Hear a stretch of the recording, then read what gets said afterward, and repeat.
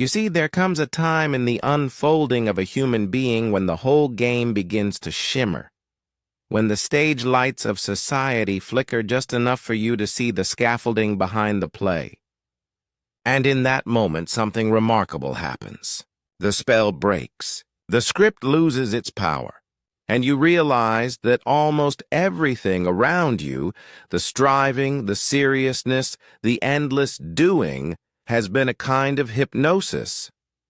For a while, this realization feels exhilarating, even ecstatic. The world appears translucent. Every sound, every color, every face seems to carry a kind of silent radiance. You feel as though you've stepped outside the movie of human affairs and caught a glimpse of the projector itself.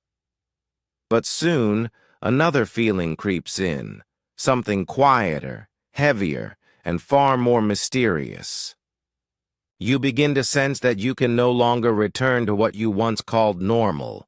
You can't quite fit back into the conversations that circle endlessly around the weather, the news, the market, or the small competitions of ego. You can't quite find interest in the games of success or the arguments of who's right and who's wrong.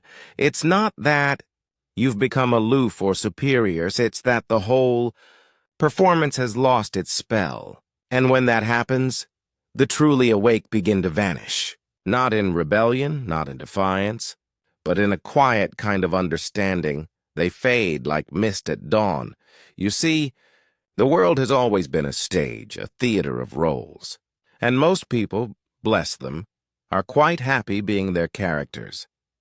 The worker, the lover, the achiever, the victim, the rescuer, the spiritual seeker, each costume carefully worn, each line dutifully recited until one day the actor forgets they are acting, and when someone suddenly remembers, when they awaken from the play, the entire structure of meaning trembles.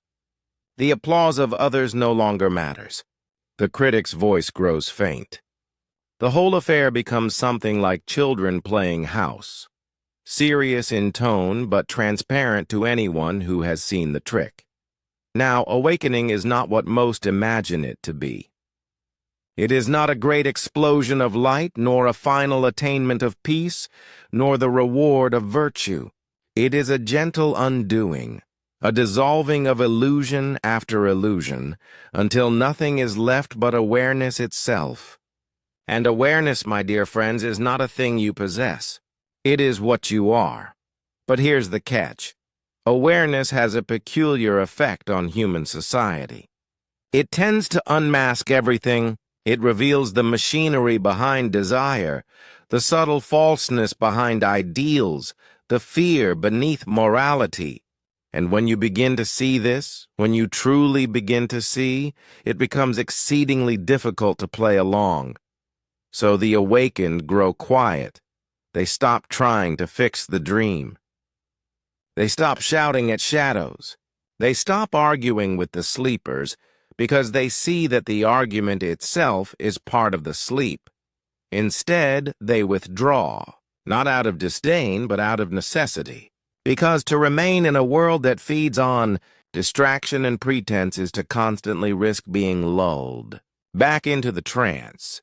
You could say that awakening is a kind of spiritual sensitivity of the nervous system begins to register falsehood like static. You feel it in crowded rooms, in hollow conversations, in the frantic scroll of digital noise. It's not that the world becomes unbearable. It's that falseness becomes unbearable. And so many quietly step back. They leave behind the noise, the debate, the collective panic of those still trying to control the uncontrollable. They walk away from systems that no longer make sense, from institutions that worship their own reflection, from friendships that demand conformity. They are not running away. They are returning home. For the awakened one realizes that solitude is not isolation. It is communion with what is real. When you sit quietly enough, without a role to play, you begin to notice that you are not separate from anything at all. The wind moves, and it is your breath. The river flows, and it is your bloodstream. The stars burn, and it is your own heart illuminated at a distance. This realization changes everything, because once you have seen that the whole world is happening as you, not to you, the old games of domination, control, and identity begin to look rather absurd. Now, society, as it functions, depends on the seriousness of these games. It needs people to believe that the money they chase, the roles they perform, the opinions they defend, are of ultimate importance. For if even a small number of people were to stop believing, the entire performance might crumble.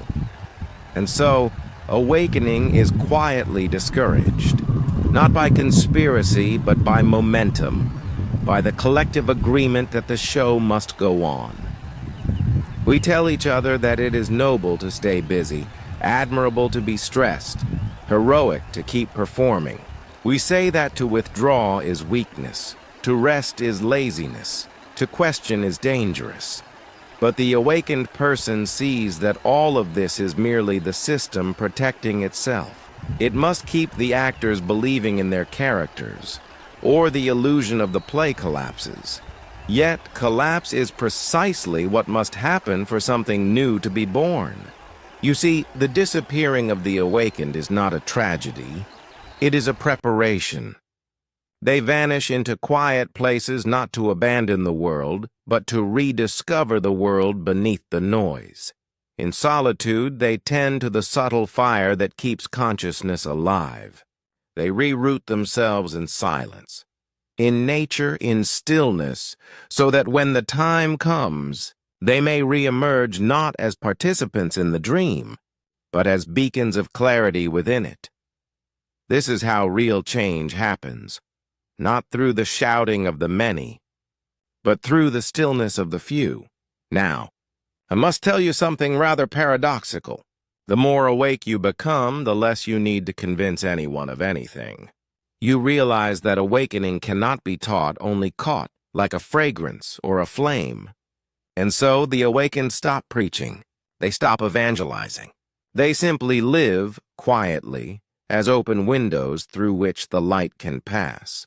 To the sleeping, they appear to have disappeared, but in truth, they have never been more present. You see, presence is invisible to those who are busy looking for something else. And the world, as it is now, is very busy looking for something else. But when enough people grow tired of looking, tired of chasing, tired of pretending, they will begin to notice these quiet ones again. They will find them not on stages or screens, but in gardens, in mountains, in small acts of sanity and love. It is here that the next form of human consciousness is germinating, quietly, invisibly, without fanfare. And it begins in those who have dared to step away. Now, I do not mean to say that you should abandon society. That would be to misunderstand the rhythm of awakening.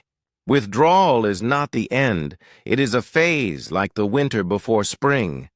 The purpose of solitude is not escape, but renewal. The caterpillar withdraws into the cocoon not because it hates the world, but because it must dissolve before it can fly. Likewise, the awakened person must dissolve the structures of false identity before they can truly serve life. In this silence, something extraordinary occurs. The mind, which has been so busy defining and defending itself, falls still. And in that stillness, one realizes there is no separate self at all. There is only the great dance of being, playing all the roles, singing all the songs, and pretending, and for the sheer joy of it, to forget itself. And when you see this, when you feel it in your bones, you can no longer take the human drama so personally. You can no longer condemn or crusade with the same fervor, because you know that everyone even those who seem lost, is simply playing out the great rhythm of awakening in their own time. Some awaken quickly, others slowly. Some through joy, others through pain. But all, without exception, are waves returning to the same ocean. The disappearing of the awakened, then, is not a loss. It is the tide drawing back before the next great wave. They are not retreating out of fear. They are preparing to return as something freer, lighter, truer. The world calls this withdrawal isolation, but the awakened call it coming home. After the silence has ripened, there comes a gentle stirring. Awareness, having withdrawn into itself, begins to move again, not as ambition, but as breeze. Those who once disappeared into the quiet begin to re-enter the world in small, almost invisible ways. They do not return as teachers with slogans or as prophets with banners. They return as gardeners, as listeners, as patient witnesses of the ordinary. Their presence is their teaching. In a crowded cafe, one of them sits with calm eyes, and the room softens without knowing why. In a meeting filled with tension, another speaks one simple sentence that resets the rhythm of the whole. This is influence without intention. This is what happens when being replaces doing. The awakened discover that real change does not thunder. It seeps. It moves through kindness, through authenticity, through the quiet refusal to pretend. It is the current beneath the surface that slowly turns the tide. In this second movement of awakening, relationships are reborn. No longer transactions of need or mirrors for insecurity, they become mirrors of awareness itself.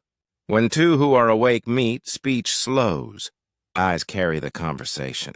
Each recognizes the other as the same vast thing looking back. There is no teacher, no student, only reflection. Society begins to sense this difference. At first it mocks it, calls it apathy, detachment, impracticality. But mockery is only the defense of a system that feels its center shifting. For when even one person stands entirely still, the whole room must feel its movement. The quietly awakened carry no manifesto. They repair what is near, the garden, the meal, the friendship. They create small pockets of sanity where honesty is allowed to breathe. Children growing up in their presence learn to trust silence.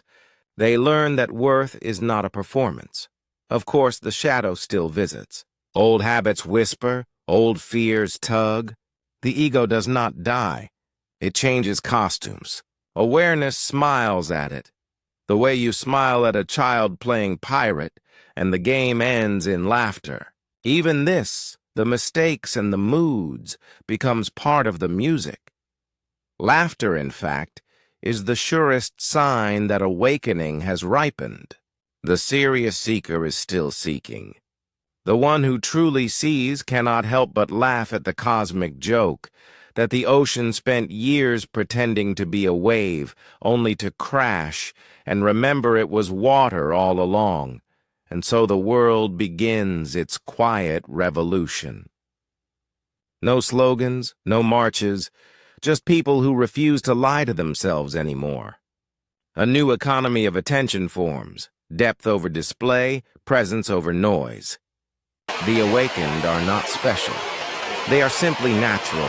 They are what every heart knows it could be if fear were set down for a moment.